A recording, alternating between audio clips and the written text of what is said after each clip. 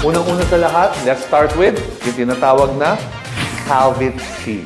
Calvit C is a non-acidic vitamin C na gawa po sa ascorbate. Each capsule ng Calvit C contains about 500 milligrams of vitamin C in vegetable capsule form.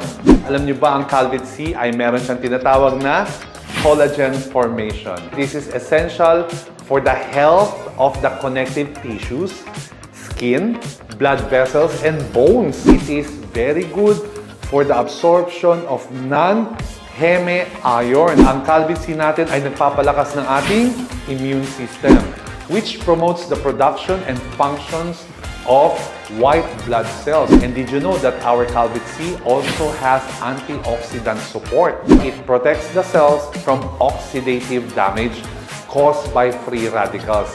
Yan po ang ating benefits sa ating Calvit C. Sa mga nagtatanong, Sir Jeff, pwede ba natin i-demo ang Calvit C? Aba! Ang sagot ko dyan, pwedeng-pwede. Unang-una, kailangan natin i-prepare ang mga materyales na to. Kailangan natin ng baso na may tubig. Yan! Baso na may tubig. Pangalawa, kailangan natin ng tinatawag na povidone iodine solution or betadine.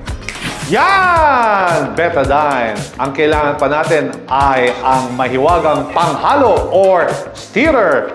Tadaan! Yun ang sinasabi ko, stirrer. Aba, ano pa bang kulang natin? Meron na tayong baso na may tubig. Meron na tayong povidone iodine solution. Meron na tayong stirrer. Aba, syempre, huwag natin kalimutan ang star ng demo na to.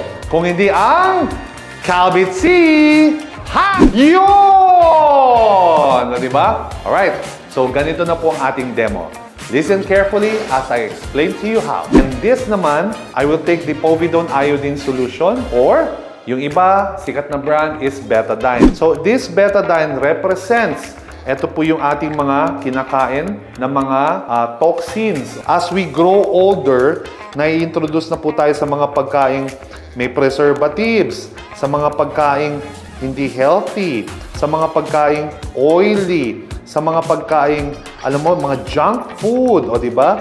Tapos minsan, na-expose na tayo sa mga bacteria, sa mga virus, sa mga flu, sa mga may sakit. Ayan. So, ano napapansin nyo? Dumudumi yung tubig, di ba? So, the more na na-expose ka sa mga chemicals, sa mga pollution, sa mga bacteria and viruses, ganyan po mangyayari sa ating katawan. At pag ganyan na po yung ating katawan, dudumi na po siya. Di ba? Pag ganyan na po siya kadumi, ladies and gentlemen, magkakasakit na po tayo at ihina po ang ating resistensya. O kung mapapansin nyo, ganyan na po siya kadumi. Paano ba lilinis yung katawan ko? Di ba? Sabi ng iba, kailangan mo mag-water therapy. So, kukuha tayo ng baso, water therapy. So, ibig sabihin nun, iinom ka ng maraming tubig para ma-flush away yung toxins mo. So, lalagyan natin ng tubig. May nangyari ba? Wala. Ganun pa rin. Lagyan ulit natin ng tubig. May nangyari ba? Wala. Ganun pa rin. Kapag ganyan na po kadumi ang ating katawan, prone na po tayo sa sakit, prone na po tayo sa tinatawag na infection, and prone na po tayo sa tinatawag na complication. At ang pinakamagandang prevention po is yung kailangan patibayin mo yung katawan mo sa pamamagitan ng Calvit C, the non-acidic vitamin C. Okay?